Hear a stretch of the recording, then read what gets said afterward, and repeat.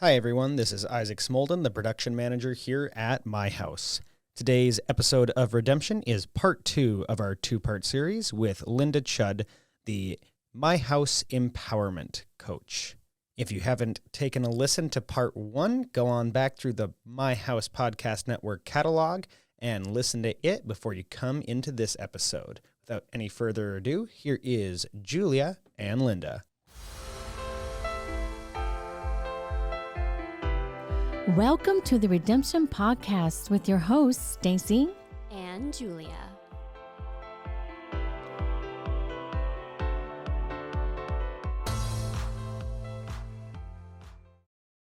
The first year of this school, the main emphasis was on our identity. Oh, so this is the ministry school. So this is a faith-based school. Yeah, it's a faith-based school. And have you been faith-based your entire life? Did you grow up? Pretty much, yeah. Grew up going to church. Different denominations and different experiences through that, which is really very cool to look back on now and see how different so many of my experiences have been, and how it's how it just gives you a whole different perspective of the God of the universe, or if you want to call him higher power. We're careful here because we're not really faith-based, although a lot of people here at my house do have a journey of faith that they're in. Or spirituality, or whatever higher power that they believe in. Yeah, which is really wonderful. It's a whole nother dimension of our lives. I think we're body, mind, and spirit. That it's in there no matter what we're believing. There's something in there that's bigger than all of us. Mm-hmm. So the ministry school first year is all about identity. Yeah. Which, what a topic, especially considering the period of your life that you're in. Yeah. Yeah, and I was really still hurting at that time, and so coming in there and being reminded of that I was created on purpose. And I was created all good, because he said when he created us, he said, "Oh, this is really good," and he says that over each of us. That's my opinion, my belief, is that he fashions us marvelously, and just puts all kinds of good stuff in us and says, "Go get 'em." Yeah. So, in fact, one of the first experiences I had there was another student there came up to me, and after meeting me, she was this is a very international school too, so that was one of the reasons I really fell in love with it, because there was people there from all over the world, and this little girl happened to be Hispanic, and she goes, "Oh, your name is Lynda. Lynda means beautiful, and you've been called beautiful all your life." And it was just like, Julia, it was just like, bam, it just cut off all of the lies that I had been believing about myself, and all of the negativity I was calling out over myself for, not being able to succeed in a relationship and hurting another person and stuff like that. And it was just the beginning of a new door opening for me, and being able to really receive this year. And that alone, if I had just that 1 year and saw how it was preparing me for working here at my house, for volunteering here at my house, it would have been enough, because we all have so much we have so much purpose in our lives, every single one of us, and I learned how to be a gold digger, a gold miner, because every person has gold inside. And a lot of the people that the clients that come in here were no different than me. They don't like themselves. They have been trampled, they've gone through experiences of not feeling loved or appreciated or seen. And it knocks you down. And to have somebody come along and say, hey, this is what your name means. And I do that.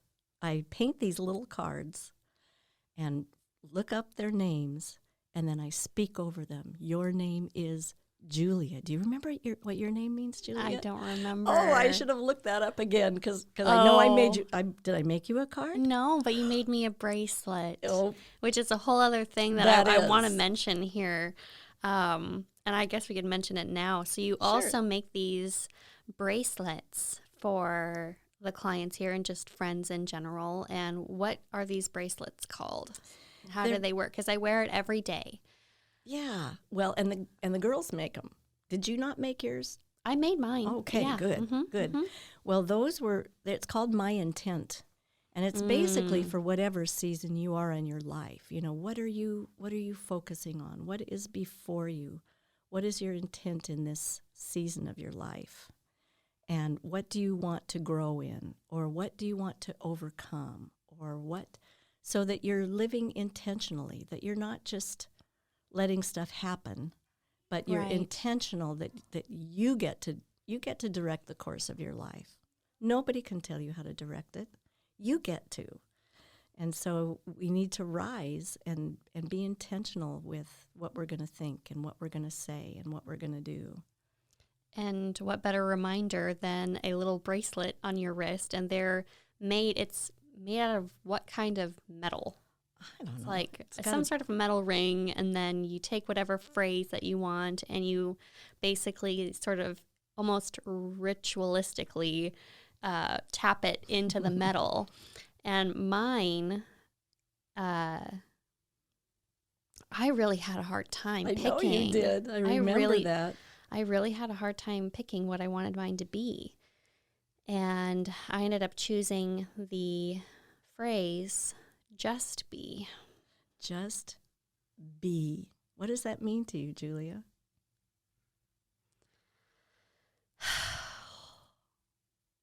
I think it means that. I feel like my whole life I've been racing against myself or just pushing myself so hard, trying to achieve, trying to be whatever I deemed would make me successful or valuable or beautiful or perfect instead of just letting go and just being. And letting the gold shine, huh? Which you're doing so magnificently right now in your life. It's been such a joy to watch you just come alive. Yeah. I mean, so for our audience, I've known Lynda for over 10 years now. Yeah. Because I first started in the boutique when it first opened, and you were volunteering. This is jumping ahead still. I think we got sidetracked a little bit. But you were volunteering 10 years ago. You were here at the very beginning of when My House started. And I want to get into how you came to be a part of My House. But I always knew you as my Lynda. You did. You always called me that. Yep. So anywho, let's just backtrack a little bit. Julia. So, yes. Right. I just remembered what Julia means. I'm pretty sure because there were a couple of other girls. Julia. Mm-hmm. It means youth. It means young. Oh. You're going to be forever young, girl. And okay. But the cool thing about that name, though, is that when you think of a young person, you think of a person really young. It's like a childlike wonder and enthusiasm that they have. And you're filled with wonder. You're filled with excitement. You're ready for a new adventure. You're moving on. And you embrace stuff and work it as hard as you can. Think of a little kid with a hamburger or a new toy. It's just, they're present and they're just right there. They are in the moment of be. Yeah, I'm my happiest when I'm in the moment playing, creating, drawing, painting, whatever. So It's that creativity part. yes. And the wonder part. There you go, Julia. Creativity. Thank you. Yeah. So you're in ministry school. First year is on identity. And that was a huge aha year for you. It was. And then the second year? The second year was really learning how, once you really recognize who you are, and we did countless personality tests, all different kinds that just kind of help you learn about what your strengths are, what your weaknesses are, what you're kind of prone to like or to be or to do. I mean, they're not boxes, but they bring awareness, which is a whole nother thing of which I love to bring into empowerment, is as much as I can help kids, girls, people become aware of who they are. Again, it's that, let me pull out some gold and let's see if you can find some too, Right. And then the power and authority is, we're given that. If we're given those gifts, then we have the power and the authority to move ahead with those things to the best of our ability, very intentionally, again. Yeah. Wow. And You've then been cooking this up for a while. Yeah. And then also in that second year, and both of the first 2 years, we went on mission trips. And my trip, I asked to go to Ecuador, and so where I could use my Spanish again. So the second year, I took a class in social justice, and it wrecked me. It was a real turning point for me. We had a lot of guest speakers who would come and talk about working with child soldiers in Africa, or working with AIDS survivors, or going to places where the hurricanes had devastated Haiti, or different places where there was just the least of the least suffering, poverty, kids living in garbage dumps, just things that the way that I was raised in my little Leave It to Beaver lifestyle, I had no clue, that some of these things existed. And there was a woman that I started looking up to when she was sharing her story of some of her times working with human trafficking. That was brand new to me. And she shared a dream that she had. She entitled it The Weeping Room. And she talked about this dream of going to heaven and God showing her around his mansion. And he would take her to the kitchen where there's the finest 12-course meals, and to the library where the books were you just get lost in books, or to even the wine cellar. Yes, the wine cellar, the finest wine, fruit of the vine. And in one of these rooms, there was also the intimacy room, where it's again, just being in his presence, in the presence of God, like in nature.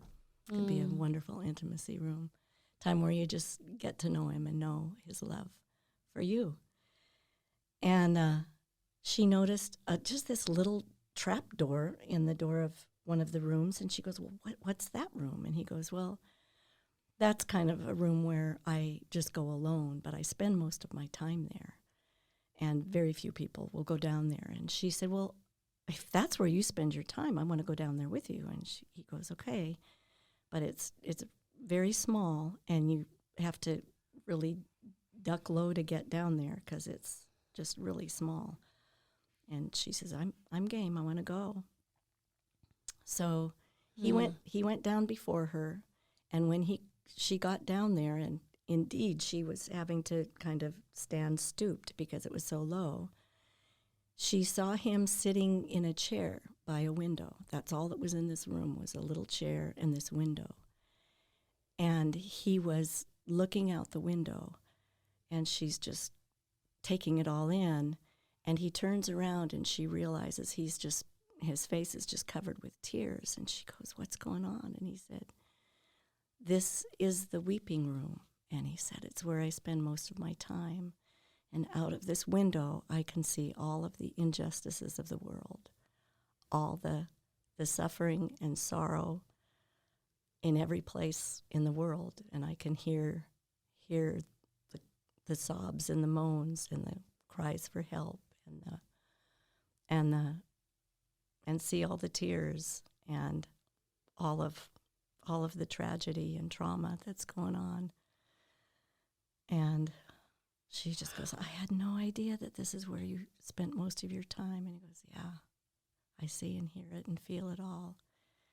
And then she noticed another room off to the side, and she said, "Well, what's that door?" And he said, "Oh, that's the strategy room. You know, people always want to try to solve all these problems in the world, but until you've spent a lot of time in the weeping room and just experiencing the heart of what's really going on, you can't use that. You can't go into the strategy room to try and fix it." Yeah. And my prayer out of that just became that he would break my heart for what breaks his. Because if God of the universe spends time, that much time, focusing on all of the sorrow of the world, I want to do that, so I just can have an idea. Yeah. And it just, Wow. that was a real turning point in my life. I've never heard that story before. You told me about the weeping room, but I had never heard that story. And yeah. I think we all Kinda have a big. weeping room or a weeping place that we go. And oftentimes we don't want to let other people know about that. And in this day and age where we talk about being vulnerable, that's part of being able to let other people where we know. That's one of the things I try to encourage the women in empowerment here to develop, is to develop their voice where they can share the things that have been rough in their lives, the things that they've sorrowed over, because it helps another person say, "Man, if that person's sharing, I can too." And there's a release in that, but it's also saying, "I'm not alone." It's common humanity that we all have our own suffering, and it all looks different, but it's important to me. And if you're seeing that in me, it endears me to you. If somebody just knows that you're listening, you may not be able to fix it, but you're listening, and you're being able to know that this person's going to rise a little stronger because they were able to share it, and you're kind of sharing the load too. Exactly. You have a key to their heart. Wow. Yeah. And even if you're not very open, but at least somebody is there. Yeah. Whenever I'm having a hard time, I love to shut down.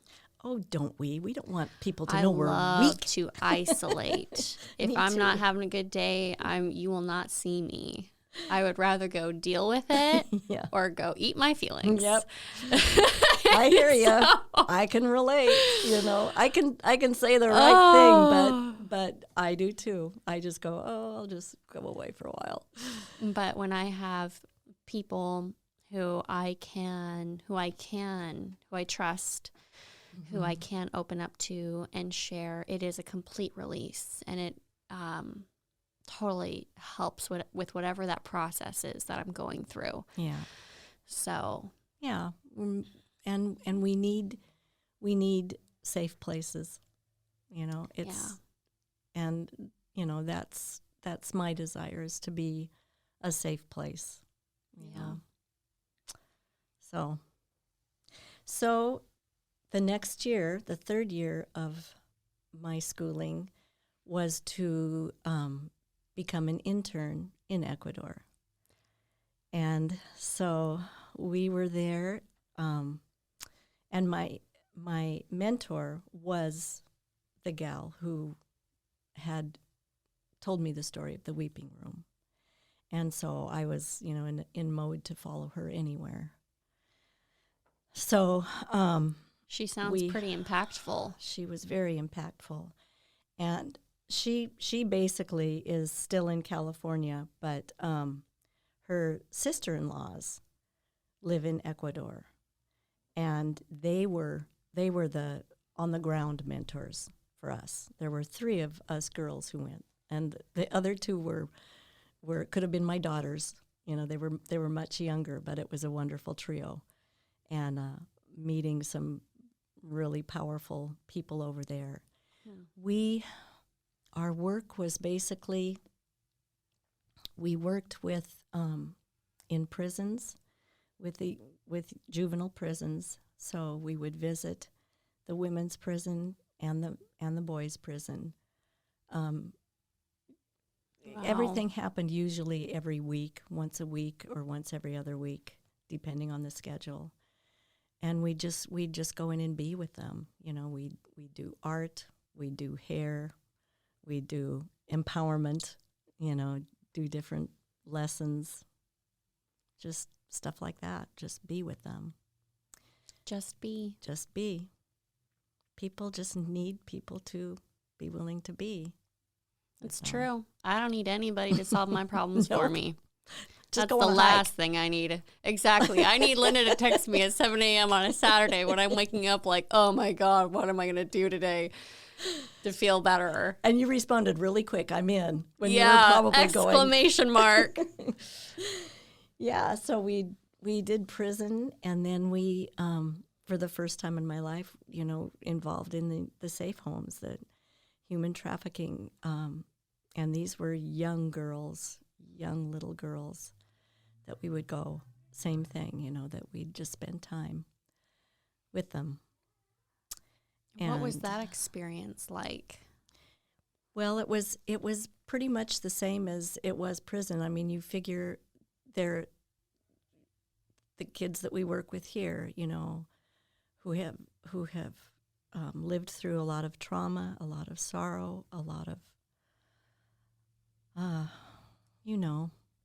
the stuff. It's everything. Stuff.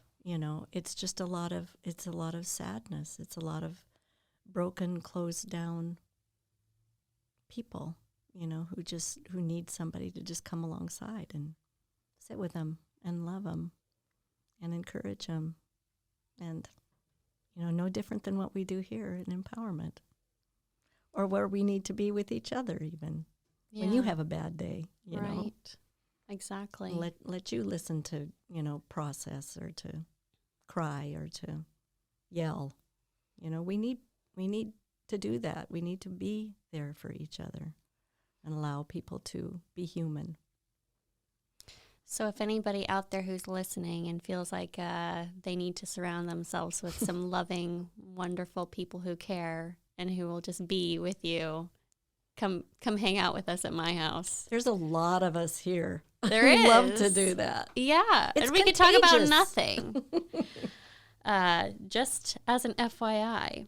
So this, was it a trafficking recovery home in Ecuador? It was it's a safe home. Okay. Because basically they are quote unquote rescued. I don't know, all of the stories about rescue there, but it's probably a lot like how we find out about whether somebody is trafficked here. You ask questions. Okay. And so there's a lot of therapy that they receive, and a lot of just time and attention, and a safe place to be, because a lot of times going home isn't an option in third world countries. They don't have food or decent shelter, and oftentimes there's a lot more kids involved, so one less is helpful. So, and there were only 3 at that time in Ecuador. 3. There are very few safe homes across our planet, really, because there's so much to them. Right. Yeah. And I think that the awareness, and maybe we're biased here because we're in that world, and Stacy is kicking butt, creating awareness across our state, but the resources and the awareness is growing across, the world with different things going on when it comes to human trafficking. So I'm not sure where I was going with that, but so we have our first safe house here. And what was that safe house called in Ecuador? We were there believing that we were going to we had the property, and we were building both of my prior mission trips were cleaning and painting and preparing this home called Casa Mis Sueños, which is House of Dreams. House of my dreams. Yeah. And sadly enough, that same year that I was there, that third year, the political system, the president changed, and he decided that there were too many, they were called charities or nonprofits in the country, human trafficking safe homes being one, churches being run by other people that weren't Ecuadorianos, and all of those were shut down, and so those kids were just released back to wherever, and our home that we had been working so hard on was shut down. But it's thriving now. It's not necessarily that place, but they do have a lot going on there. Sometimes it's not a home, but it's just continued help on the streets or pulling them into, I think that they're still using like a church that opens its doors for classes. So there's all kinds of classes. Some of the other work that we did there was red light district time, and we would go down to the red light district and just befriend the gals on the streets. Cool. And it always led to prison ministry from there too, because again, they're instead of a safe place for them, they're put into jail. So those, it's just again coming alongside, befriending them, and they come and take part in classes and empowerment and different events that they have together over there. So, and are you building trust? You tell me. I'm just assuming that you built trust easily with these always people. You've been here enough too to know that sometimes it takes a long time to build trust. Well, it does. Yeah. That's the thing. I guess I was just, maybe there's something magical about you. Nope. Especially in that line of work. Well, because you're not asking for anything in return. There's no, what's the catch or what's the deal? Right. So and there just never was. It was just freely I've received, so freely I'll give. Yeah. So that was a really eye-opening, heart-breaking, and well, it's empowering too. Yeah, for myself, experience. I'm going. I know this makes a difference for this one in front of me, and that's what became really aware is for me, there's people like Stacy, who is doing this top down, the government, the all of that part, and then there's people who work from the ground up, which is more me.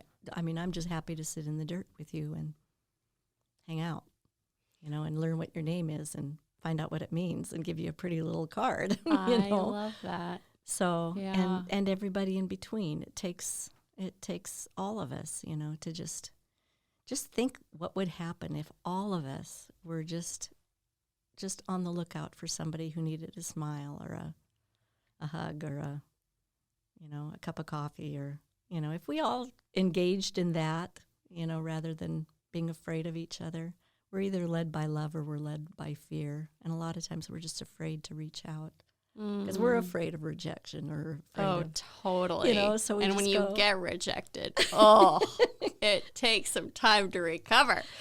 But I just saw a bumper sticker on the highway driving into Anchorage on Saturday evening, and the bumper sticker said, "I hope something really good happens to you today." Yay. And I was just like, oh, that was a moment. I'm going to take that, and today's going to be a good day. Yeah, and to be able to just, the next person you run into today, just tell them that. Yeah, exactly. Or just smile or whatever. Yeah. So it's just been a lot of really good little moments lately that have been really helping me. So when you got back from Ecuador, you came back to Alaska. I did, yeah. And then it was just like, now what? Well, I was excited because I knew that this was home, and I knew that what I'd been doing was my purpose in life. And so I just started looking where, what about the prisons? What about the poor? What about the homeless? What about trafficking? What's, what I've experienced there? What's going on in my state, in my town? And so I was on a scavenger hunt, just going, is this it? Is this it? Right. And it can take a while. Yeah. Trying to find something that really is aligned. Right. It can be really difficult, actually. Because there's so many, you realize that there's so many hurting people. There's just so much hurt going on all around us. You just never know what somebody's going through that's waiting on your table, or, behind the cash register, whatever. So anyhow, I was pretty close to wanting to be involved in a recovery program here, working with people who were struggling with addiction, or in the prison system, especially the women. And then one day, a young man who I just asked what he was doing with his life, what was going on, and he said, "Well, I'm in recovery, and I'm working with an organization called My House," which I'd never heard of. And long story short, I found out where this building was, and they had just secured this building, Michelle and Mike Carson, and I found out where it was, and I just tried the door. It was locked, and I stuck my nose up against the window, and people came to the door. Michelle flung it open and said, "Hi, Lynda, how can I help you?" Do I sound like Michelle? Yeah, in her, "How can I help you?" And I didn't know who she was. Well, but she knew you. She was a former student of my husband's. And so she greeted me with great joy. And Michael Carson was one of my boys' teachers, former teachers. So I knew him from education. And they were just getting started and told me a little bit about it. And I just knew this is where I want to be. Wow. And so over the next couple of years, as they were just figuring it out, Michelle I said, "I have no idea what I do here or anything." She just said, just come hang out. Come when you can and when you want, and just hang out. Just be. And just be.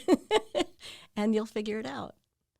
And sure enough, we get a little further down the road, and I said, "You know what? I would really love to somehow be able to work with clients, and especially the women, and empower them somehow, help them find their identity, help them become aware of the gold that's inside of them." And she goes, "So when I have your new cards made, how about we put on for your title, Empowerment Coach?" And I just went, rock star. Oh, yes, that's it. Yep. That's it. So if I was ever to have been given a title that I hold so dearly in my heart, it's that one, because that's what I want to do. Yeah, that's it. Yeah, that's it. And so in empowerment, we meet once a week, and on Tuesdays at 1:30. If anybody would like to stop by or join us. Yes, and just welcome. be. And just be. And it looks different all the time. For years, I was the first good amount of time I did it alone, and I just studied all the time. I studied a different subject all the time, from mostly started out with just identity, how to get to know yourself, and start putting myself in these girls' shoes and understanding more of the trauma that they've been in, and domestic violence, and then finding out about ACEs, where if they have the trauma, have the the abuse or the abandonment and rejection, or parents who suffered addiction or incarceration, and there's 10 of them, and if you've suffered even 4 of those, you've been traumatically affected. And so trying to get down there to just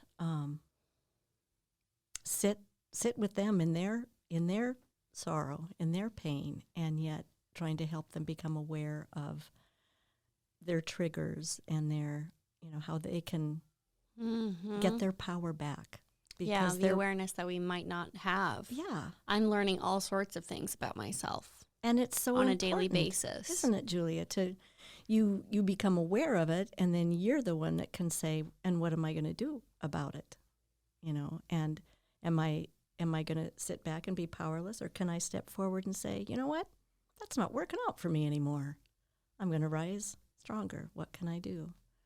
And you take charge of your life. So again, it's back to that school, and finding out, who am I? What is inside of me? How can I be aware of how I have been created? And what am I going to do with those gifts and talents that are in me? And do I dare dream? Oh, that's a whole nother thing. Is like where to even start? What kind of advice can you give to our listeners who they, as an example, they're in a relationship and they feel completely lost, or they just kind of have pushed themselves away, and they don't feel as empowered, they don't feel as confident in themselves, or they don't feel like they have any purpose, or they don't know, they've never asked themselves those questions or been able to be around somebody who kind of brought that out of them. What advice can you give to young men or women to just, what's the first? I think when I was spending a lot of time, just at the family supper that we have every day, and I used to spend a lot of time just sitting there, and every person is so unique. I mean, and you read body language, and well, I don't think I'm even going to probably talk to this one today, know. And, to just sit, I always ask their name and ask them if they know what their name means. And look up your name. Mm-hmm. I do it all the time in the store, because they, at Fred Meyer's or Cars, they wear their names on a little badge. Yeah. And I always go, oh, that's a pretty name. Do you know what it means? And it's so cool when some people do, and they just go, blah, and they have studied their names, Oh, wow. And then just being able to call out that gold in them, that because you get clues, like Lynda means beautiful. And for somebody to just tack on that, and you've been called beautiful all your life, you see? Yeah. So you always look for something within that meaning that will just be like a hook set in their spirit to make them go, wow. Yeah, it kind of gives you some wonder and I don't know, makes you feel a little special. I should think, yeah. Yeah. It makes you. It made me feel seen and understood. Yes, exactly. Yeah. I think that's a really great starting spot. Isaac, do you know what your name means? My name means he laughs. It's Hebrew. Oh, What does that's that very mean to you? fitting. What does that mean to you? It's an interesting question. I guess it means that no matter what I do, I should remain joyful in all things and find a way to find good in everything that I do. And I think your Creator looks at you and with great delight laughs like a father with a little boy, throwing him up and just taking delight. He delights in who you are. He delights in his creation and goes, oh man, this is a great one. Well, and so you have a very, your presence here at my house today, you make a huge impact on the youth and, all of the staff here. And what's the book that we're reading? On and off? Off and on. Off and on. It's one that actually Michelle used with her when she was a counselor over at Burchell High School. She got this book. And it's basically from a book entitled The Slight Edge. And it has, is it 8 principles? Now I can't remember. 8 principles that just helps a person if they are willing to understand that attitude is everything and everything is small steps and everything is ripple effect.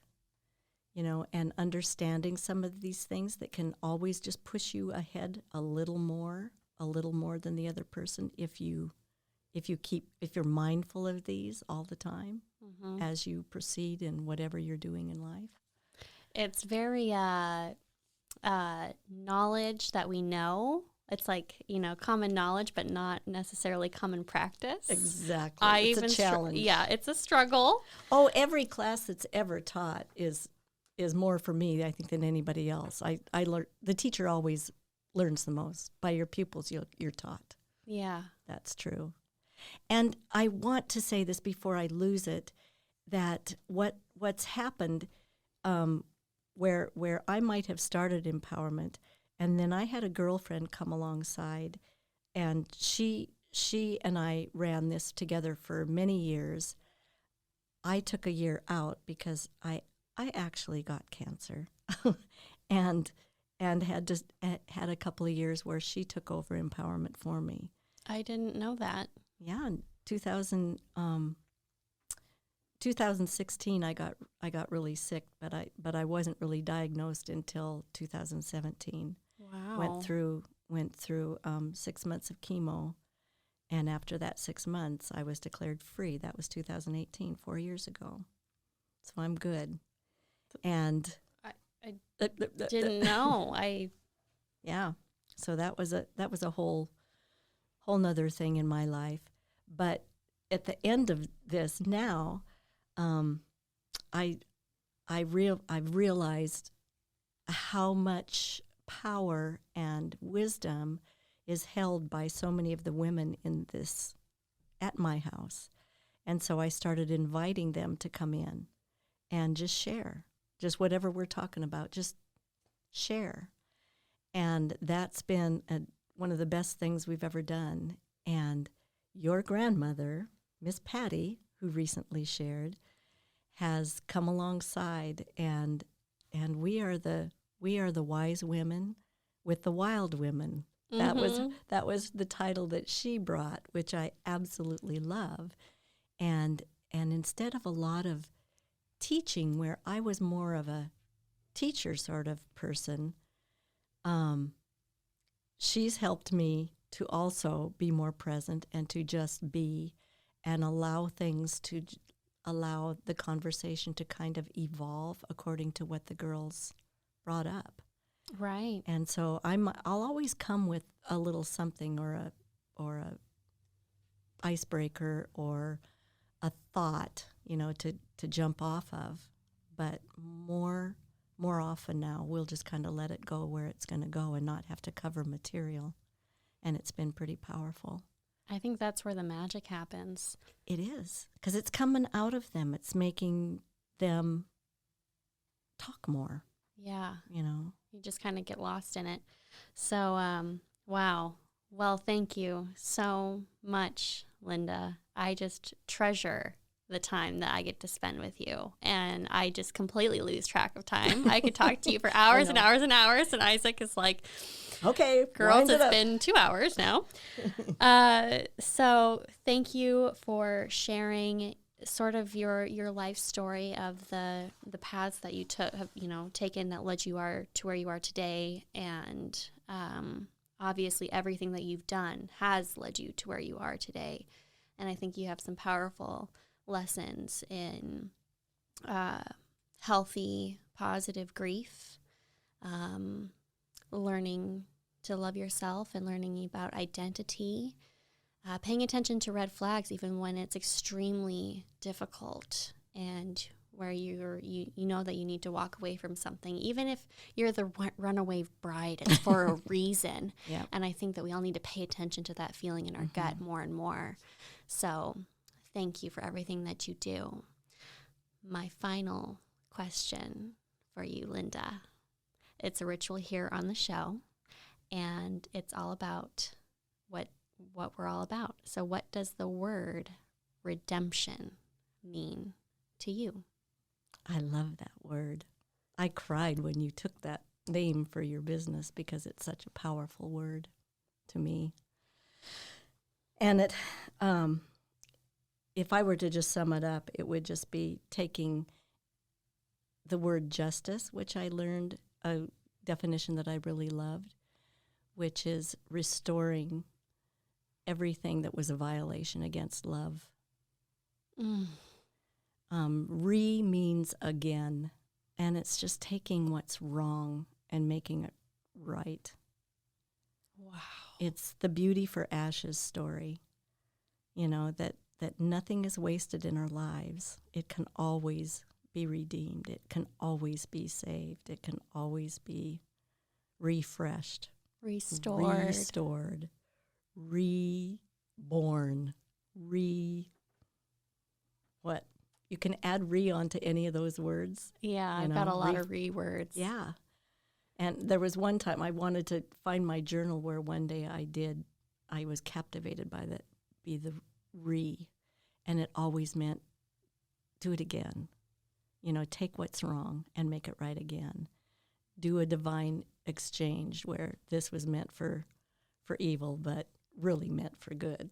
It was targeted to take you down, but there's always redemption. There's always, Fantastic. Rebuild. I couldn't have said it any better myself.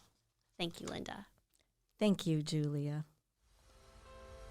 If you or someone you know are a victim of sex trafficking, please call 1-866-733-7878 or text HELP to 233-733. For local services here at my house, you can call 373-HELP. That's 373-HELP. Remember, if you see something, say something. This is Redemption, Loved and Thriving. Until next time.